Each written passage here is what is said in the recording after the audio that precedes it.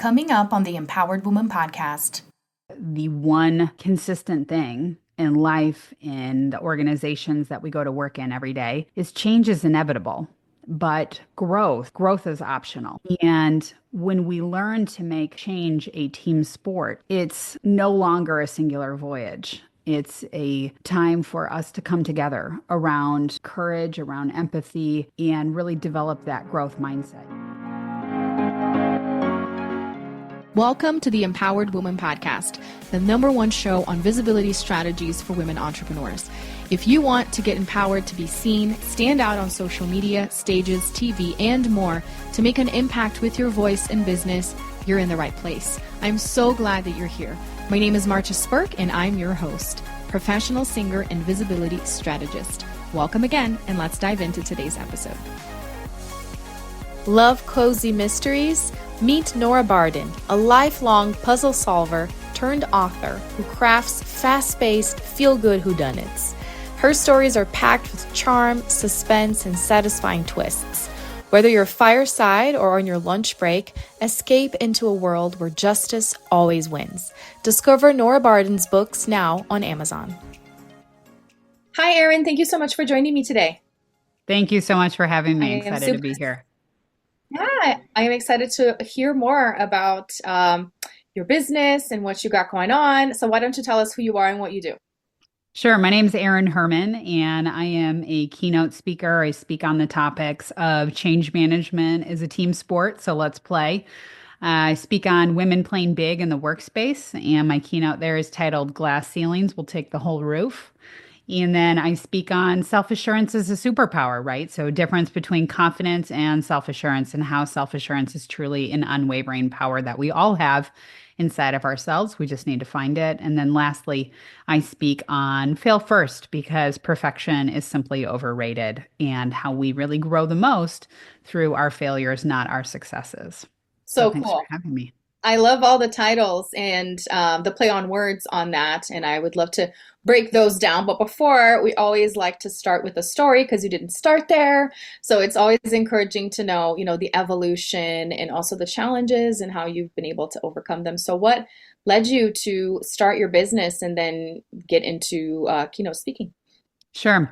I think we as a society, we always say we'll get to that tomorrow, or we'll pursue our passions, when we have time or time presents itself. But the funny thing about life is time is never going to present itself. We have to carve out those moments, that time, those moments to reflect on what's best for me, what serves me, or where does my passion lie. And so basically, what had happened is I had worked in several successful careers and had some brilliant titles, wonderful teams. But for me, a fulfillment piece was missing. And one day, my dad had passed away, and I was in a boardroom when I got the call. And I realized that I had always told myself, I'll get to calling him tomorrow. I'll call him tomorrow. I'll let him know, I'm thinking about him. Well, that moment had come and gone, and it was a pivotal moment for me, because I realized that the things I loved most about my job were mentoring team members and sharing strong messages of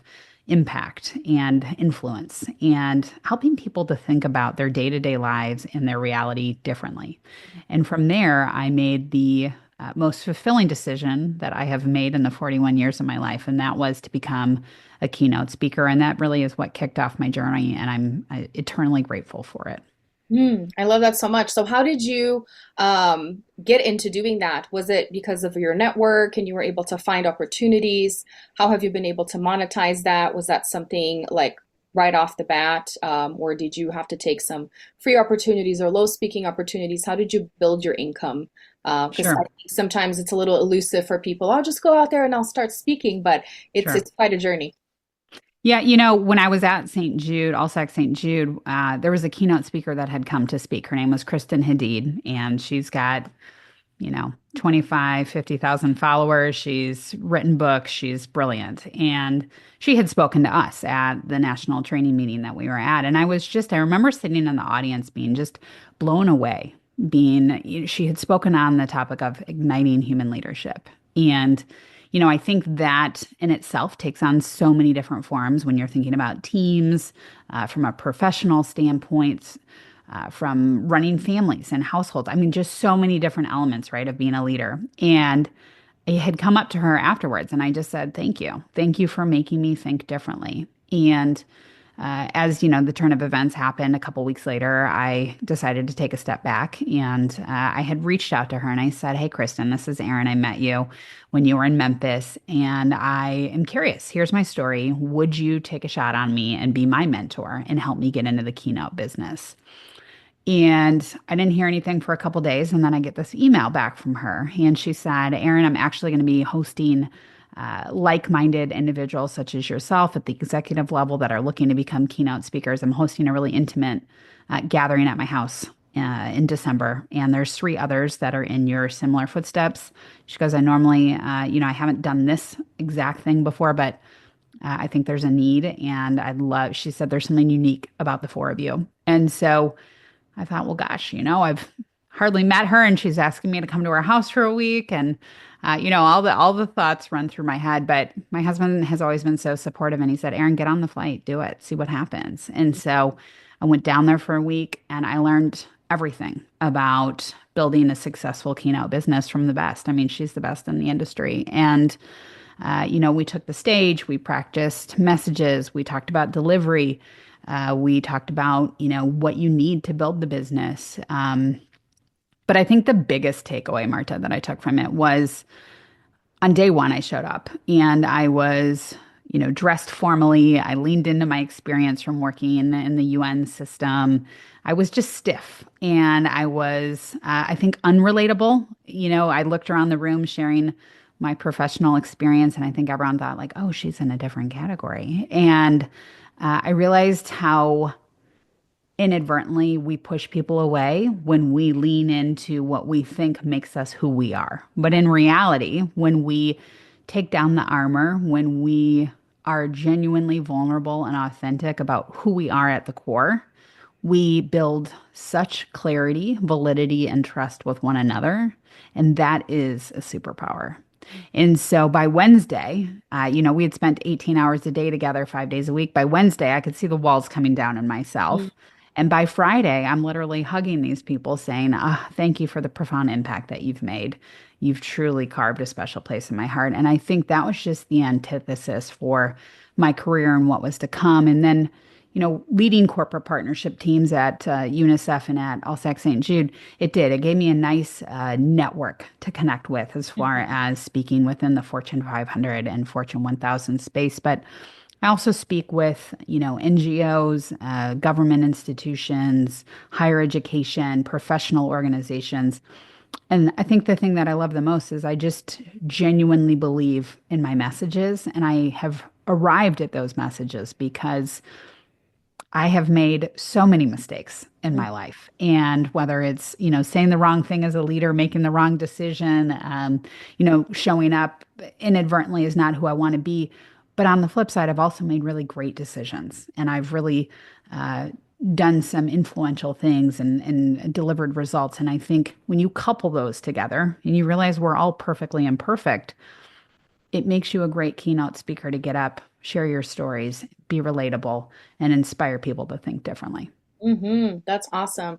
And what a great opportunity to work with somebody that had inspired you and then show you the way. That is amazing. I love that.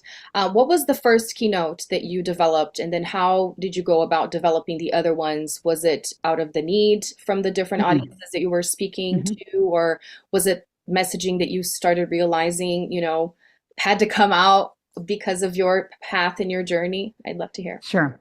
So the very first keynote that I ever wrote and delivered was change management as a team sport. Let's play. And for me, that was just synonymous with every organization that I've worked in. I think the one consistent thing in life, in the organizations that we go to work in every day, is change is inevitable, but growth is optional.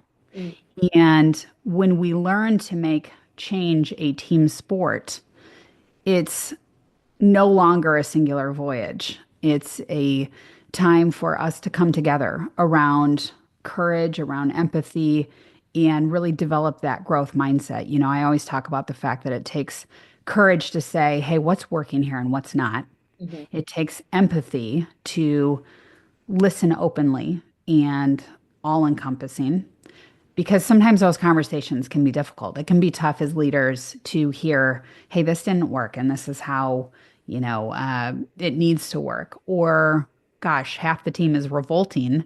Oftentimes 70% of change fails because of the lack of people strategy instead of the actual change itself, right? So you have to make sure that your people feel psychologically safe and seen and supported and a part of the change. And in the organizations that I've worked in and the change that I've navigated, I haven't always created that type of environment for my employees. And I think I had to learn the hard way several times. And I always say, I want better for myself, but I want better for every audience that I speak to. And so I share those open stories, those vulnerable missteps. And I also talk about how to course correct them. And I course correct them through a growth mindset.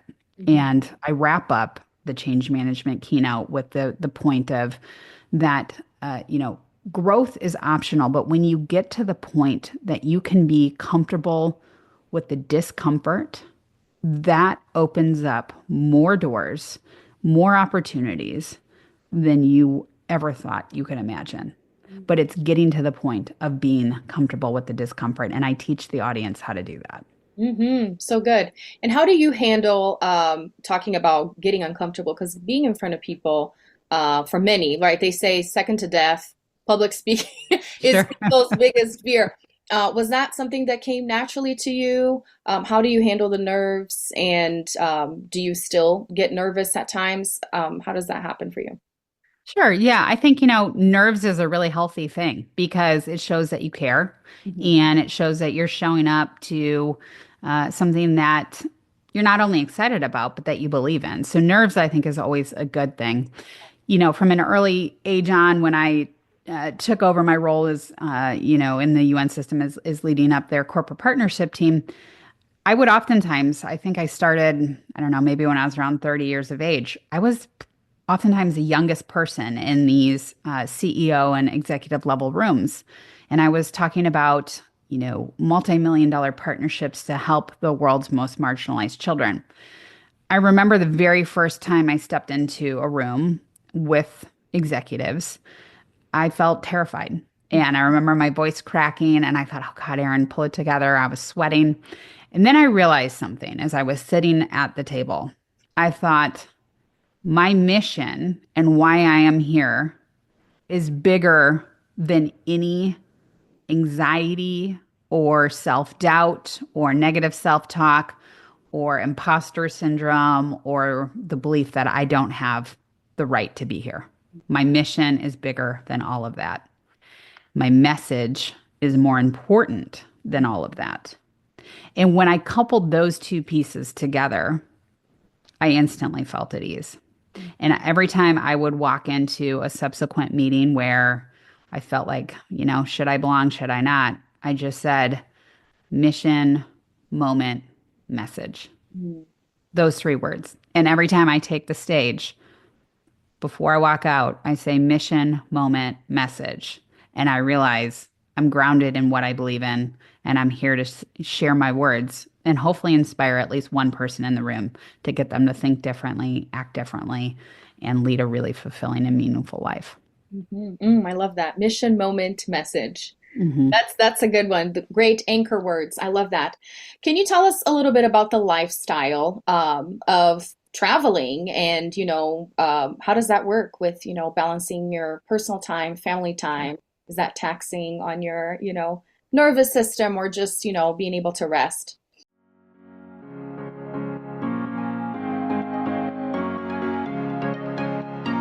Hey, let me ask you a question. Would you like to be my next guest on the Empowered Woman podcast? Do you have a story you'd like to share? Want more visibility for your business on a show ranked in the top 0.5% in the world? Well, then head on over to martasburke.com/podcast guest for more information. I always traveled. I've always worked in roles that I've traveled. When I worked at the United Nations Children's Fund out in New York, I was going back and forth to New York, but my family lived in Kansas City at the time.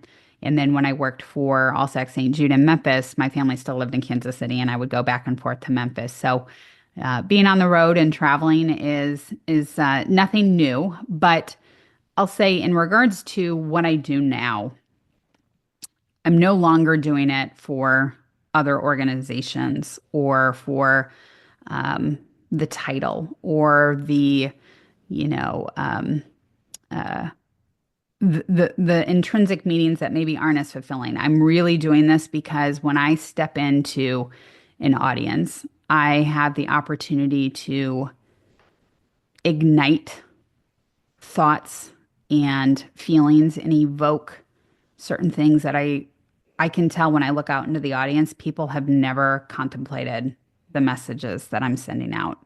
They have never thought about the fact that is their life the most fulfilling? Are they feeling challenged? Are they pursuing passions over perfection? Are they intrinsically believing in who they are instead of being told who they are or how to perform? Um, those are the moments that I feel just so fulfilled. And, it's funny. I have little kids. I have a 6-year-old and an 11-year-old. And my daughter came up to me once and she said, and this all ties back, but she said, Mom, I know that women can be bosses, but can men be bosses too? Mm. And I was really taken back by that because I think so many of us moms, we feel mom guilt if we travel.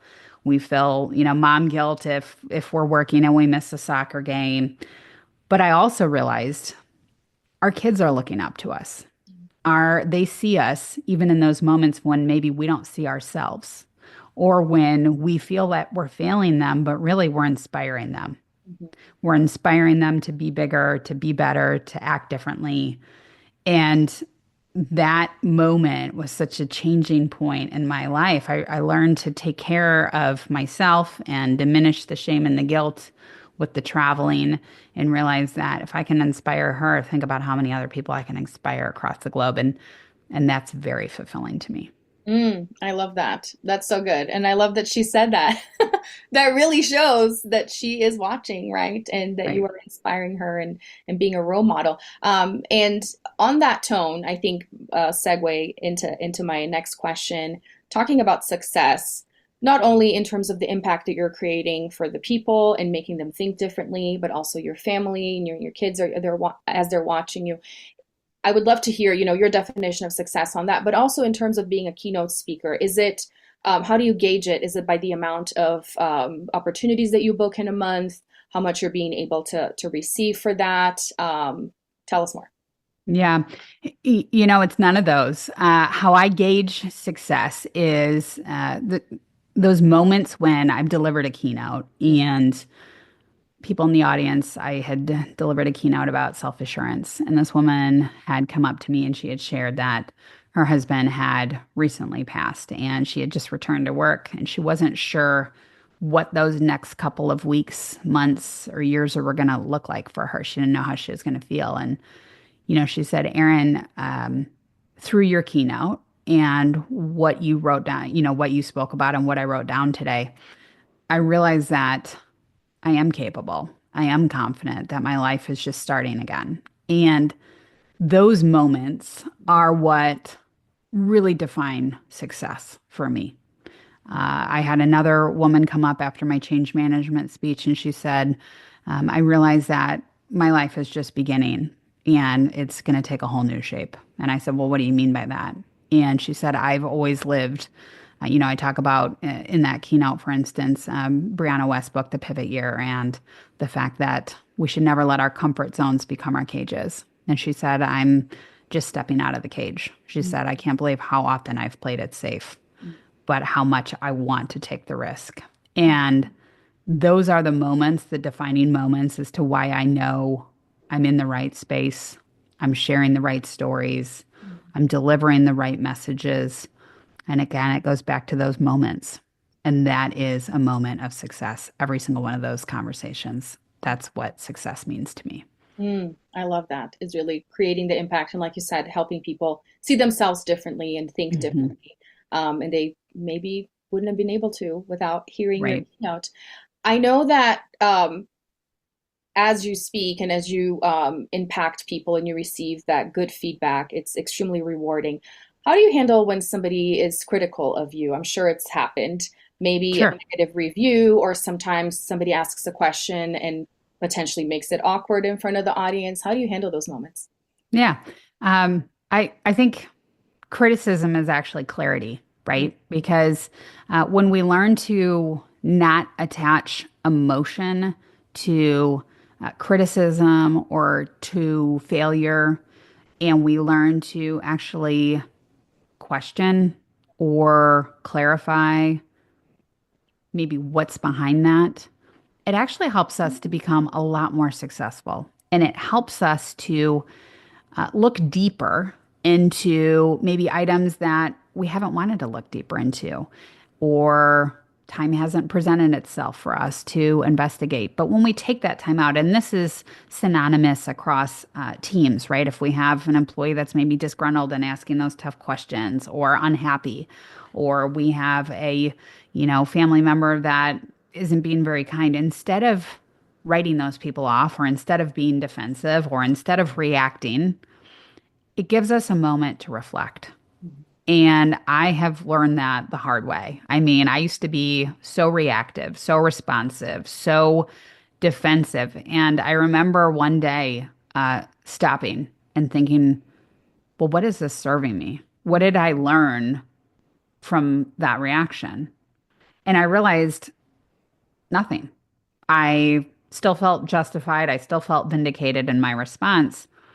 And then I realized I'm not growing when I do that. Mm. I'm a person that likes to seek information, even if it's uncomfortable, because we're not a finished product. And I wanted to evolve. And so I've completely reshaped how I respond, how I review, and how I acknowledge criticism. And it's been very beneficial. That's powerful. So getting curious and looking at it as an opportunity to Mhm.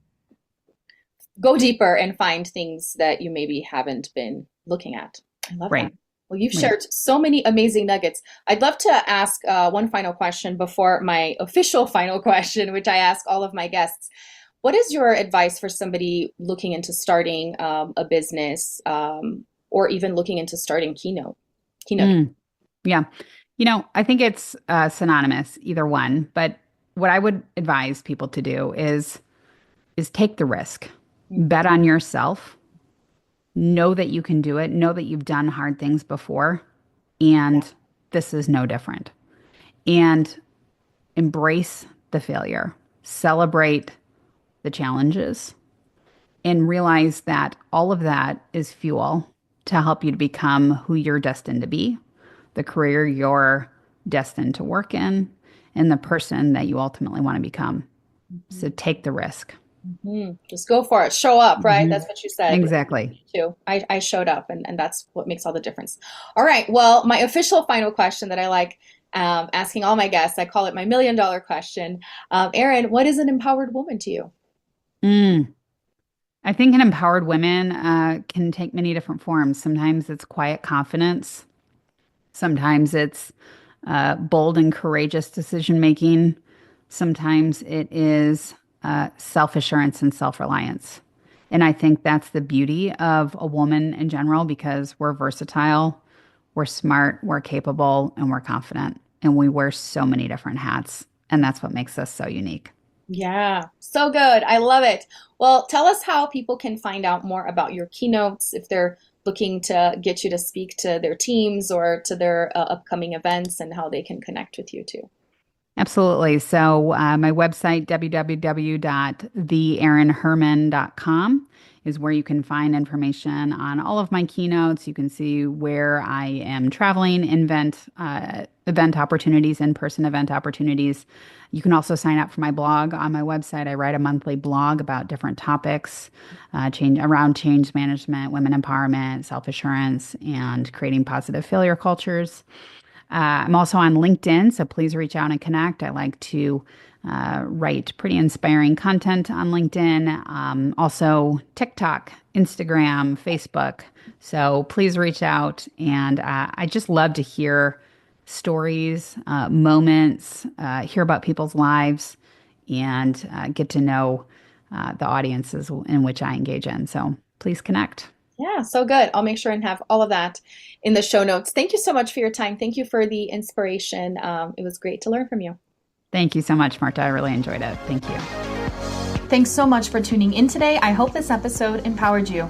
And if you enjoyed the show, please join the Empowered Woman community on Facebook and share with friends or leave a review on iTunes so more people can discover this empowering message. Until next time, bye.